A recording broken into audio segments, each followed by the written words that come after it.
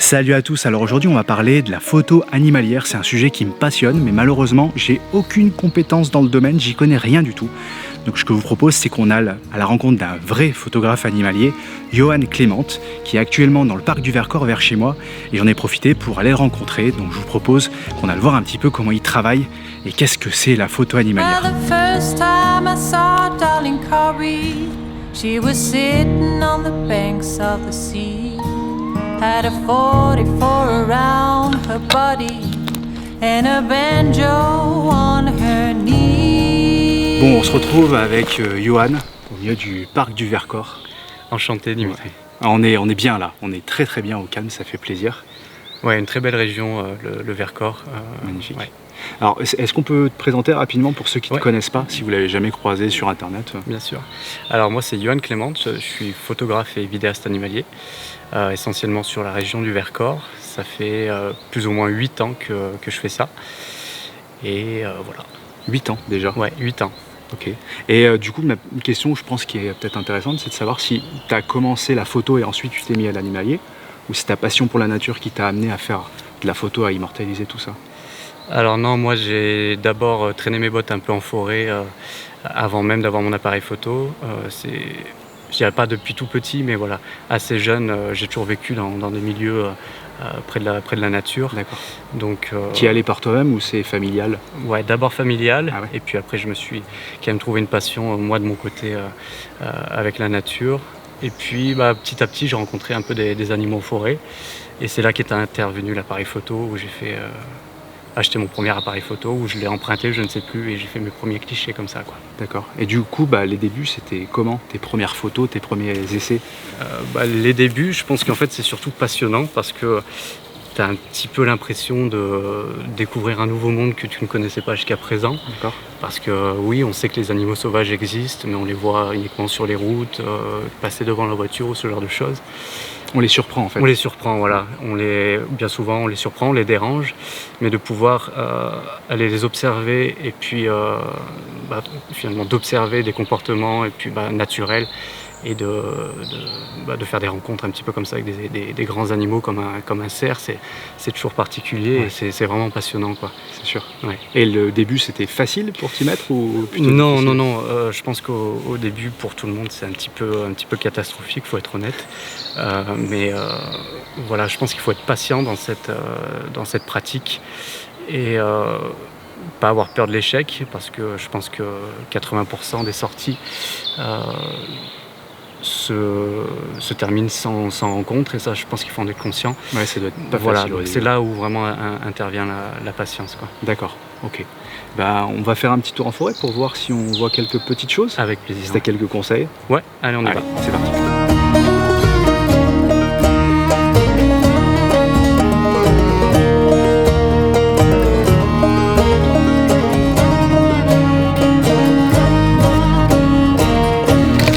Juste de faire quelques mètres et Johan a déjà quelque chose à nous dire.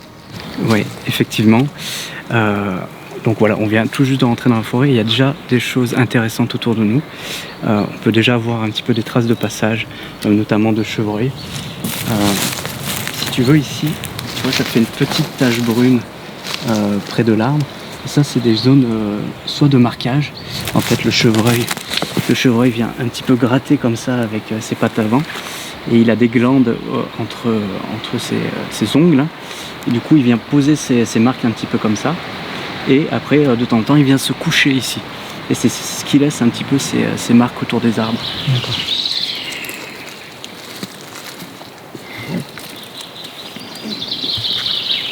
Je pense qu'il faut pas hésiter à s'arrêter. En fait, il faut prendre le temps. Tu progresses lentement et tu prends le temps de t'arrêter, de t'accroupir. Et il y a un élément indispensable en photo animalière, c'est vraiment les jumelles. Je pense que j'ai plus souvent les yeux dans mes jumelles que dans mon appareil photo. Parce que quand tu prends ce moment-là pour observer, tu prends un moment, et tu mets un coup de jumelle autour de toi, et souvent tu peux avoir de bonnes surprises. J'ai une petite question pour toi, Johan. Quand tu marches en forêt là, tu regardes quoi en fait? Parce que déjà on essaie d'être concentré pour pas faire de bruit. Ouais, exactement. Ce que j'ai beaucoup de mal à faire. Juste avec mon trépied rouge, c'est super. Alors, c'est pas évident là, c'est très sec. Justement déjà, ce que je regarde, c'est où je mets les pieds. parce que voilà, tu peux essayer de faire moins de bruit en regardant où tu mets tes pieds, de ne pas marcher sur les branches, essayer plutôt de marcher sur la mousse quand tu peux, sur des pierres, tu vois, ce genre de choses. J'essaye aussi de faire attention, qui est très important, je sais pas si tu le sens, on a le vent derrière nous. Ouais. Voilà. Le vent en photographie animalière, c'est très très important parce que notre odeur va être portée dans le sens du vent, tout simplement. Et donc si tu avances avec le vent, il y a très peu de chances que tu vois des animaux parce que finalement les animaux qui seront éventuellement plus haut face à toi auront d'abord senti ton odeur. D'accord. Okay. Donc il faut toujours avancer face au vent en photo animalière. De cette manière, les animaux ne te sentent pas. D'accord. Dig a hole in the meadow. Dig a hole in the cold, cold ground. Dig a hole in the meadow. Gonna lay darling Cory down.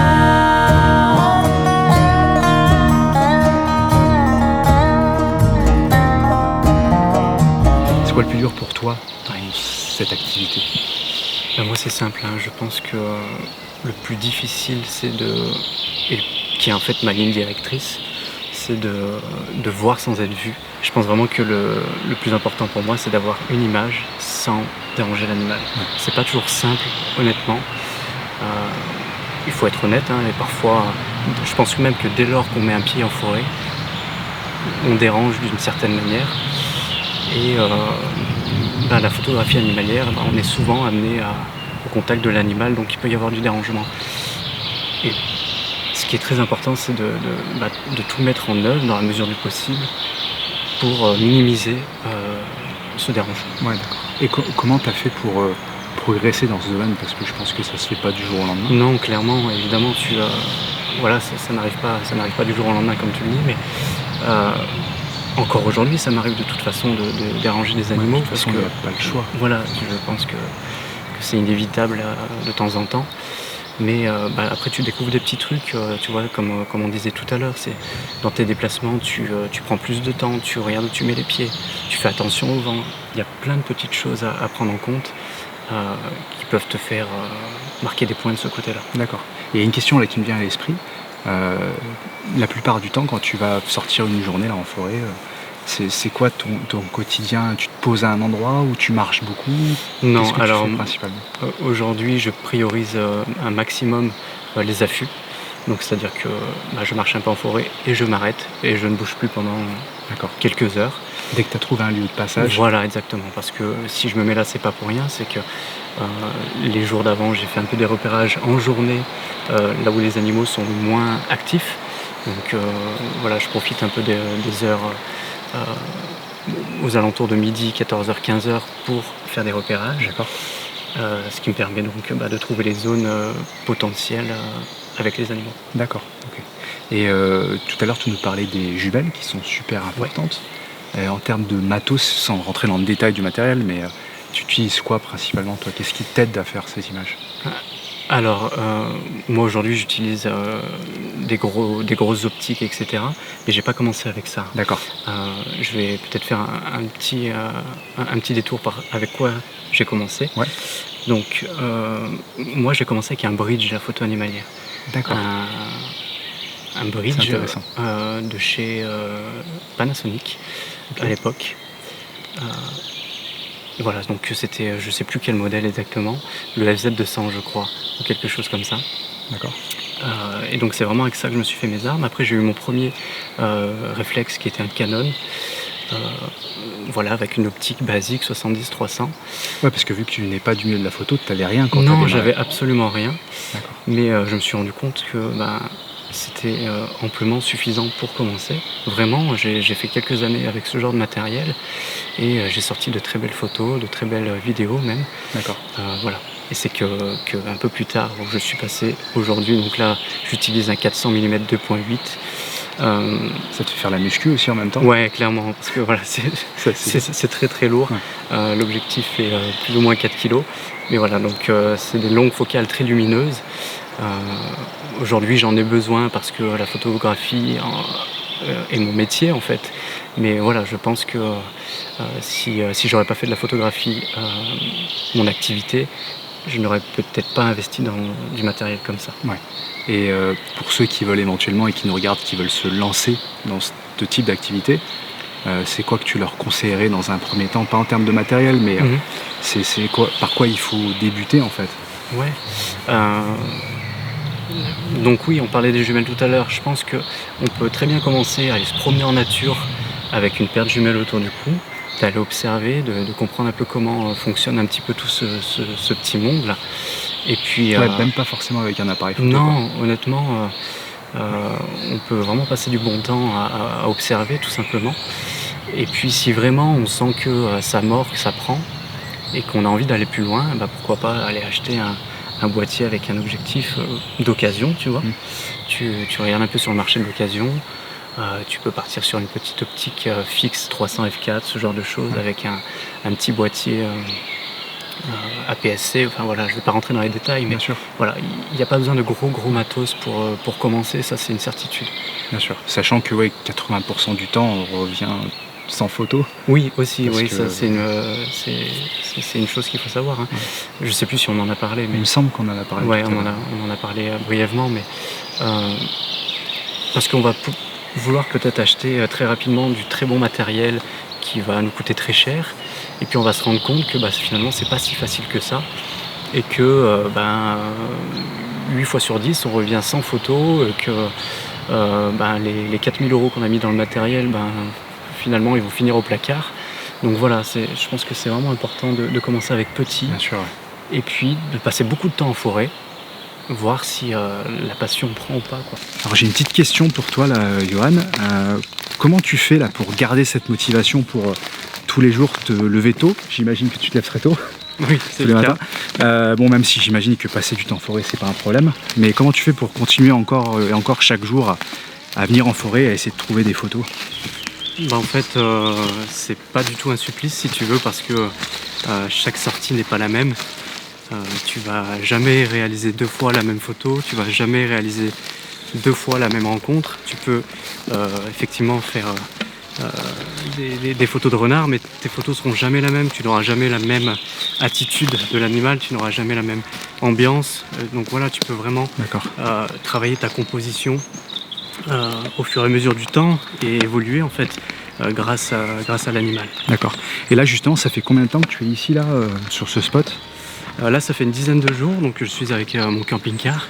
D'accord. Et voilà, je pense rester encore là quelques jours. Longtemps? Ouais, j'imagine. Ouais, il faut y passer du temps. Donc. Oui, Ok, effectivement. ça marche. Bon, t'es sur quoi actuellement là? Tu cherches quoi comme Alors petit là, aliment? donc le printemps est assez propice aux nouvelles naissances. Ouais. Donc là, je suis une petite famille de renards. D'accord. Dans le coin. Et voilà, ils sont assez joueurs et ils se prêtent bien, ils sont assez photogéniques. Donc voilà, je passe beaucoup de temps avec eux. Du coup, tu y vas tous les jours? Actuellement, oui, tous les jours. Ouais. Ouais. D'accord. Super. Ouais. Super. Et d'ailleurs, on va parler aussi d'un autre animal parce que je t'ai découvert grâce à une vidéo autour du loup. D'ailleurs, je vous mets le lien dans la description de pas mal de vidéos qui sont hyper intéressantes de Yuan, mais notamment celle-ci par où je l'ai découverte. Et tu as une passion, je crois, pour le loup. Oui, effectivement, c'est un animal qui me passionne profondément depuis quelques années maintenant. En fait, j'ai fait une rencontre en 2017 qui m'a profondément marqué, avec un loup solitaire dans le Vercors. D'accord. Au hasard comme ça, tu. Ouais, alors j'étais au renard, tu vois. D'accord. Ce matin-là, j'étais au renard et pas un renard bizarrement ce matin-là. Et donc c'est un loup qui est sorti Ah ouais. face à moi. Ça Et doit te faire bizarre. Ouais, ça m'a fait drôle.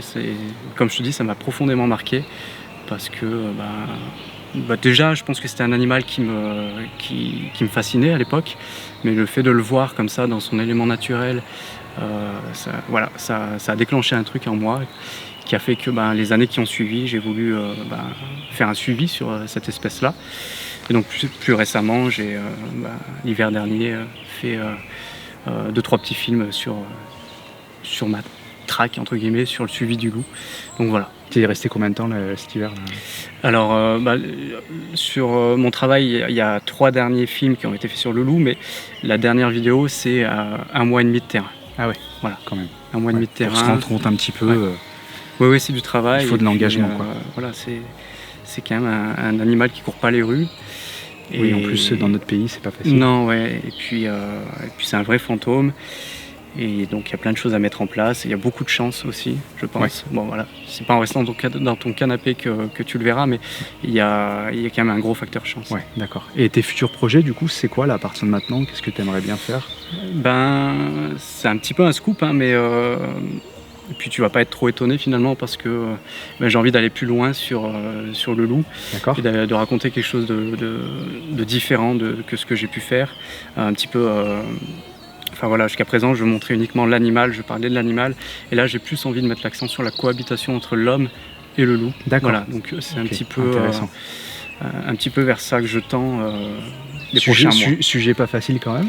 Non, ouais, sujet très très difficile, je dirais même, parce que bah, autant certaines personnes adorent le loup, comme d'autres le détestent. Mais voilà, c'est aussi là-dessus que je veux jouer, essayer d'avoir un peu tous les sons de cloche D'accord. et pas donner la parole qu'il y a que d'un côté, si tu veux. Ok, très bien. Voilà. Et bon, s'il y a des gens qui veulent suivre ton travail, Oui, où est-ce qu'on peut c'est te avec suivre et plaisir. te retrouver? Alors, bah, c'est d'abord sur YouTube, je pense, Ouais. donc Wild Forest. D'accord. Bon, de toute façon, je vous mets tous les liens ici, hein. Ouais, et sur Instagram également, je suis assez bien présent. D'accord. Et puis, on peut trouver des photos à toi? On peut t'acheter des photos quelque part? Oui, alors bah, voilà, je poste toutes mes photos sur Instagram essentiellement, et toutes mes photos sont en vente. Cool. Je donne des stages photo nature pour ceux que ça peut intéresser. Voilà, donc Super. Ah, des stages aussi. Ok. des stages photo Très nature où intéressant. on part 1 ou 2 journées sur le terrain. Super. Et on essaie de faire de la photo. Ok, bon, si vous voulez découvrir la photo animalière, vous savez ce qu'il vous reste à faire. Bon, bah merci Johan pour Merci ce à toi, petit Dimitri. moment passé en forêt très agréable. Oui. J'espère que ça vous a plu aussi, cette petite escapade. Ça fait du bien de prendre l'air comme ça. Et puis à très bientôt, peut-être dans une prochaine vidéo avec Johan, peut-être que je vais Pourquoi venir pas, essayer avec de faire de la plaisir. photo animalière. on Avec verra. plaisir. Merci beaucoup en tout cas. À bientôt. Salut. Salut. I'm gonna lay down